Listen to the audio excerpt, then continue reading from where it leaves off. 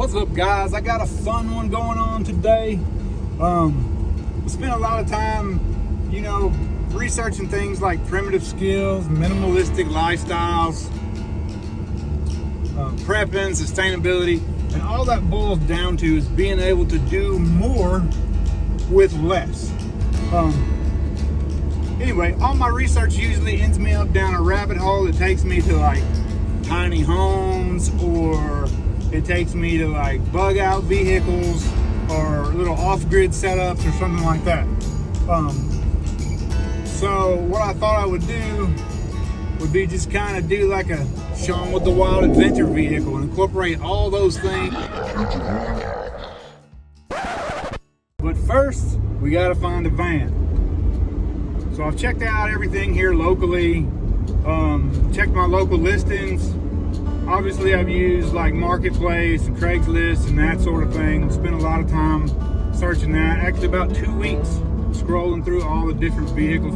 Most of them are either really old or really ragged out or motors blown or something like that. I don't really have a budget. It's just got to kind of speak to me as far as what looks like something that I could see myself appreciating, see myself put a lot of time and energy into, and turn it into something pretty cool. Okay, then now that catches you up to speed.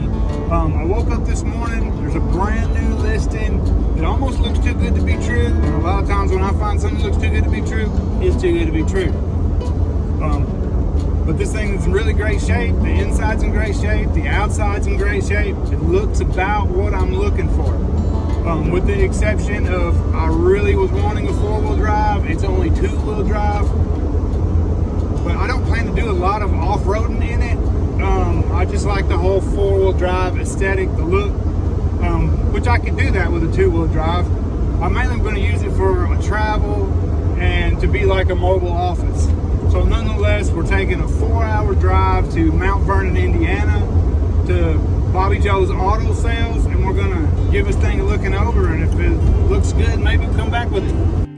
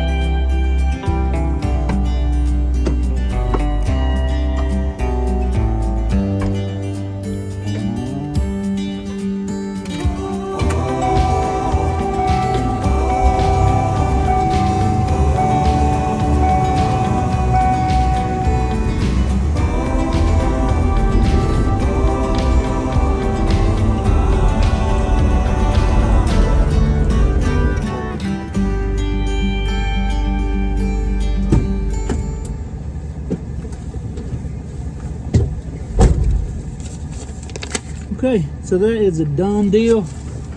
Well, let's take this thing home and tear it apart.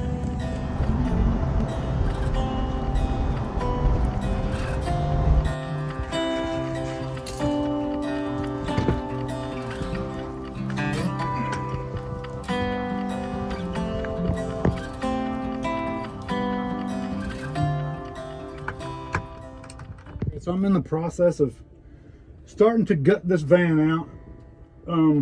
To get it ready to come back with some insulation and different things of that nature. But I'm gonna try to keep as much of this stuff intact as I can, like the seat belts and some of the leather, maybe some of the carpeting, I may can repurpose that later, or even maybe even use some of this molding. I may have to cut it down and customize it a little bit, but the seat out, I was hoping that the back of it hinged and it could fold over, but it doesn't. It's rigid. I mean, it's solid through there. So already I'm finding I could make this seat useful if I can get into the side of it, cut that bracket in two, and make it where the seat will hinge down on itself. You know, might could use it for like a little couch or something in here, or just a nice place to sit. And it'll already match the aesthetic because it's already covered and meant to be in here. Okay, that's got the third row seat gone. We're gonna move on up to the second row seat and that center console. If I have to unhook any wires or anything out of there, I'm gonna be sure, of course, to label them, what they went to. All that.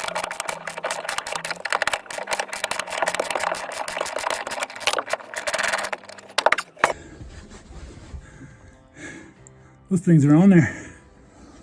Now that I got the seats out all the way to the front, I can start getting a realistic kind of look at how much space you're going to have here. And so that there's about as far as you're going to be able to go with anything, because even if you don't have these door panels on here, you're going to have some kind of door panel on there. So that's about all the space you're getting.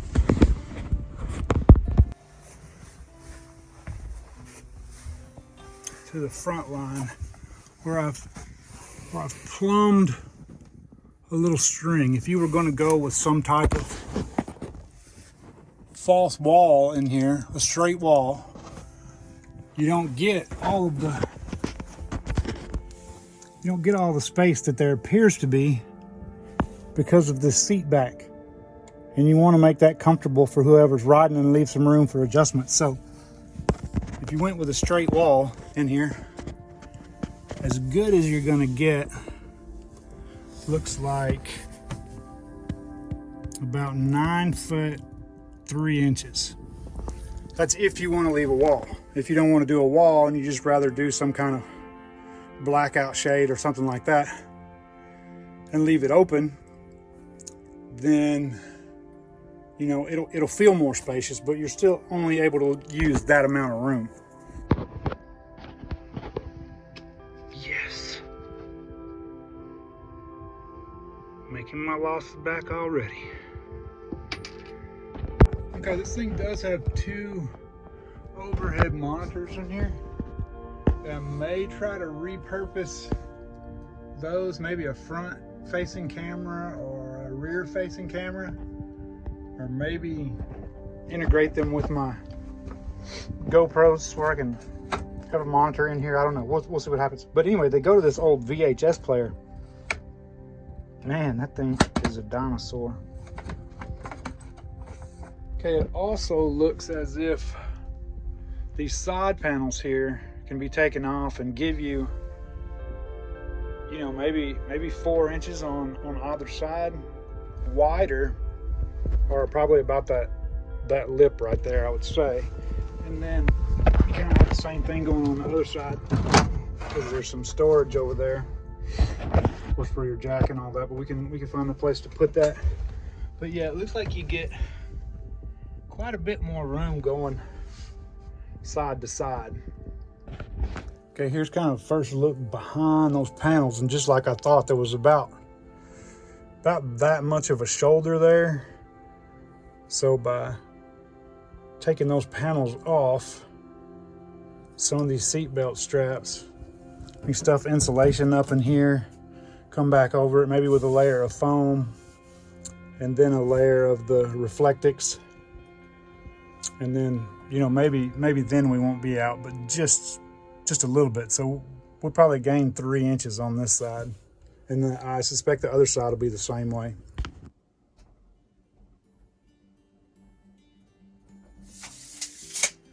Okay, so we're getting our first real good look at what kind of inside space we got.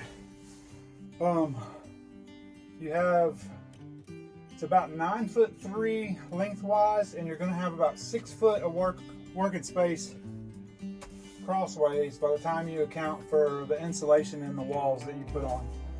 I haven't got the carpet off yet, and I haven't got the roof off yet, because that's about the only thing that's insulating this thing right at the moment.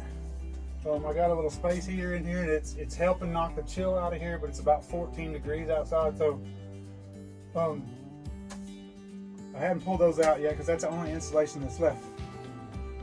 For anybody that didn't know, this is a Ford Econoline E150. It used to be like a passenger wagon type of deal. There's 250s and 350s, which are pretty much, I think, the same wheelbase, but maybe they're a little bit longer. And I figured this would be all I would need. And like I say, the price was so good on it, I couldn't pass it up. Yeah, but anyway, so you're gonna have roughly 6 foot by 9 foot 3 inches.